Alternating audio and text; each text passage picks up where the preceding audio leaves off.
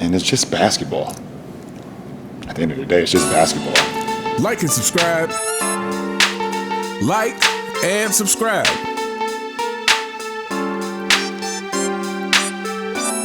Like and subscribe on the way in the door, my people. I hope you all are having a truly fantastic day today. My people, LeBron James recently said a few months ago that he was unguardable. I believe he said that in respects to him playing in a pickup game with MJ and other NBA stars when he was young. He said he was unguardable. But in today's video, we're actually going to talk about someone that was actually truly unguardable, and that is the real GOAT, Michael Jordan. And talk about the things that actually made him unguardable. Aside from him being truly a complete player, again, the thing that they try to claim that LeBron James is, Michael Jordan is truly a complete player because he's truly complete on offense and defense. But on top of him being a complete player, the other thing that made him unguardable is the fact that he held his teammates accountable so that he could count on them during big moments. And so we're going to read this article from Basketball Network that's talking about why Jerry Sloan decided not to double team Michael Jordan during the 1998 finals. It says, "We're not going to change our whole structure of basketball just because of one player." Jerry Sloan on why he did not double team Michael Jordan before 1998 finals game winner. Jordan took advantage of Russell's single coverage and hit the championship winning shot. Says Game 6 of the 1998 NBA Finals did not turn out how the Utah Jazz wanted it to. Down 2-3 in the series, the Jazz had the chance to even the series at home and set up a winner-take-all Game 7, also on their home floor. John Stockton gave the Jazz an 86-83 lead with 41.9 seconds left in the game. However, Utah gave away a quick layup to Michael Jordan on the other end and then watched MJ steal the ball from Karl Malone and hit a mid-range jumper over Byron Russell to give the Chicago Bulls an 87-86 lead with 5.2 seconds left in the game. That MJ jumper turned out to be the championship winning basket as Stockton missed a potential game winner as the time expired. After the game, one of the more interesting questions that reporters asked Jazz head coach Jerry Sloan was why they did not double team Jordan in the Bulls' final play when it was clear that he would take that big shot. Quote, "We wanted to force him into the middle," replied Sloan. "Those are the things that you have to be able to do. It's been our philosophy for 13 years, but he's a guy that can blank all your philosophies.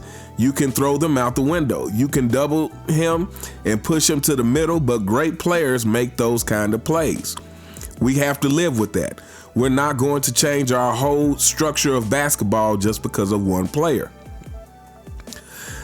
Says the Jazz left Russell alone on an island. Says Sloan noted that earlier in the game, Jordan went baseline at least 3 times and was successful. Hence, when MJ drove toward the middle, the Jazz let Russell guard him one-on-one.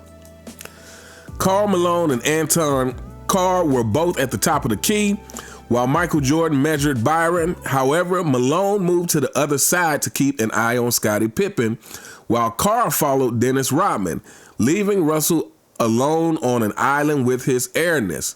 That was a big mistake. Nevertheless, Sloan blamed the loss on turnovers down the stretch rather than Mike's shot. Quote, "You're going to be questioned regardless, and I don't have a problem with that. I thought our players tried. The mistakes we made were costly, and you go from there," added Jerry.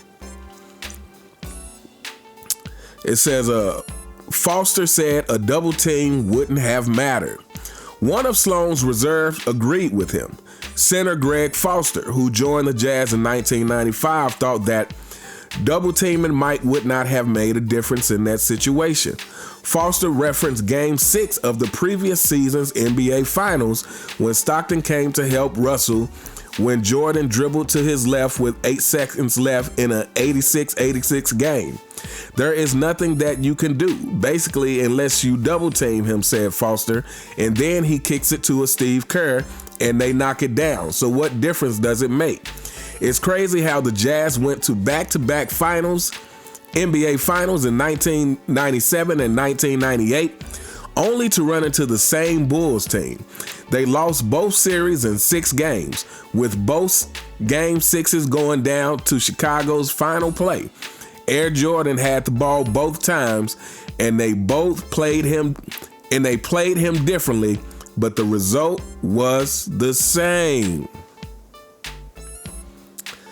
So yeah, I thought this was just fascinating to, hear Jerry Sloan's take on why they didn't double team him. But, we all know about the shot from Steve Kerr, but I guess I never really sat down to take time to think about the fact that, wow, it's like the Jazz faced the Bulls back-to-back years, and in both those years, they double teamed him the first time, and Michael Jordan made the play to Steve Kerr. And then the second time, Michael Jordan took it up on himself because they didn't double team him. And to me, this is just a great example of how, Michael Jordan is truly unguardable, because he is very capable of making a great play. But like I said, this speaks to more than just his completeness as a basketball player. This speaks not only to his completeness as a basketball player, not only to his skills, not only to the fact that, he can create any shot for himself that he wants, not to mention, we've seen him make plenty of great shots over double and triple teams. So it not only speaks to that, but like I said, to me, it really speaks a lot to his leadership and is holding his teammates accountable so that he can count on them in clutch time. So he can count on them when he needs to be able to count on them. And to me, this thing right here is what we don't see in, I would say, almost any stars of the modern generation. People keep talking about and praising these players for being so skillful, and, they're skillful for their time. Again, to me, if you want to start comparing them about being skillful towards the other generations, well, it has to be under the same circumstances, and we are not. The NBA is currently at its softest point that we have ever seen. So you cannot compare scoring 30 and 40 points in today's era with no contact, with freedom of movement and all these other things, to back in the day when, like I said, not only does a physical contact make it tougher to just get an open shot, but you also have to think of the toll that it takes on your body over the course of the game, so that by the end of the game, you really have to be mentally strong and truly clutch if you're a superstar to still be able to make shots at the end of the game. And I think this kind of exposes, like I just did the video on Steph Curry being 0 for 14 in clutch shots. This really exposes these modern superstars who aren't clutch. And it's like, you aren't clutch and you don't even have to deal with the physicality. But yeah, like I said, they talk about the skillfulness of these modern players, but what rarely gets talked about, or at least talked about in reference, in comparison to previous generations, is the leadership aspect. And that is what these modern players are missing. Everybody's not built the same, and as a superstar, you have the responsibility to me to hold your teammates accountable. And it can't be all roses and compliments, you know.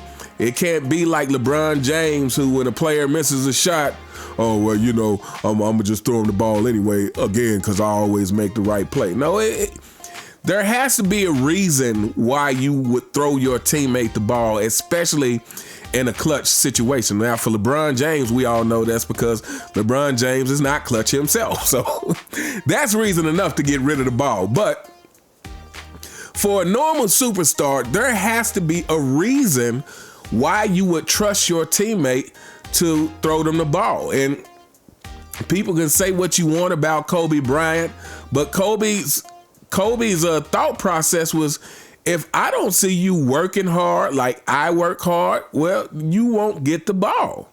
And that is an understandable assessment, you know, if you're somebody who is doing everything in your power to make sure that you are ready for any and all situations because you want to win that bad. And if you don't see your teammates putting in that same work, that is an understandable thought process. But again, I think when Kobe lost in 2008, was it? You know, and he went to Michael Jordan for advice, and Michael Jordan told him, you got to figure it out. Like, you have got to figure out how to get your teammates to, you know, go all out for you. You have to figure that out. And that's not always by it being roses and sunshine. Like, sometimes you have to be confrontational to make that happen. And in this modern NBA of buddy and everybody, you know, wanting to be liked, nobody wants to be seen as the guy who's making waves, so to speak. That kind of leadership doesn't exist.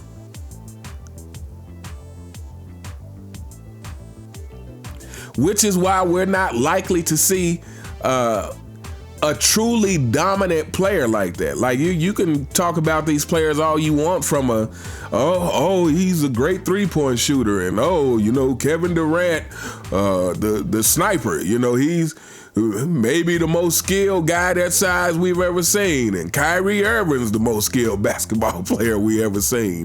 And this one, everybody's so skilled, but again, who is dominant? Like, dominant is, to me, it starts with the personality trait, to want to dominate someone in competition. And I honestly don't know if we have that. Well, I do know. It doesn't exist in the modern NBA, that dominance, that confrontational, you know, that wanting to actually inflict embarrassment, you know, on the person who's guarding you. It's like, I'm going to embarrass you. Like, these guys don't want to do that. They simply just want to make the highlight reels. You know, they simply just want to be remembered in the record books. They simply want to stack up the stats so that people can look and say, oh, see, he played great. He had 30-something points. But these guys don't have that mentality of dominance. And to me, that's the trait that's missing. And that's what's missing in the lack of leadership today, is that willingness to be confrontational and that willingness to be dominant to your teammates, so to speak. You know, Michael Jordan, in practice, he made it clear that anytime I compete, if you are not on my team, you are the enemy. And if you are on my team, I'm going to hold you accountable. That it doesn't matter if we're in practice or the playoffs. And this is what's missing. But anyway, we going to hold up here. Like I said, I just thought that was an interesting article of Jerry Sloan saying why they didn't double team Michael Jordan in the 1998 finals. And that's interesting because they did double team him the year before. they tried that. And that ended up with, you know, Steve Kerr having a wide open look, which he drained. And last but not least, I'm going to say this because the Steve Kerr thing gets brought up a lot by the LeBron James fanboys, who like to say when LeBron James gets criticized for passing, you know, they like to bring up the Steve Kerr thing, or more importantly, I've heard the Steve Kerr thing brought up in defense of 2016 because, you know, people are going to say, well, Kyrie hit the shot. And I feel like I've heard Shannon Sharp say, oh, well, MJ passed to Steve Kerr. MJ passed to Steve Kerr. And yeah, the thing is MJ controlled the play. Kyrie had to control his own destiny, so to speak. That Kyrie shot had nothing to do with LeBron James. But MJ controlled the play. And that control started before the play ever happened. That control started in practice. That control started with the fight between him and Steve Kerr.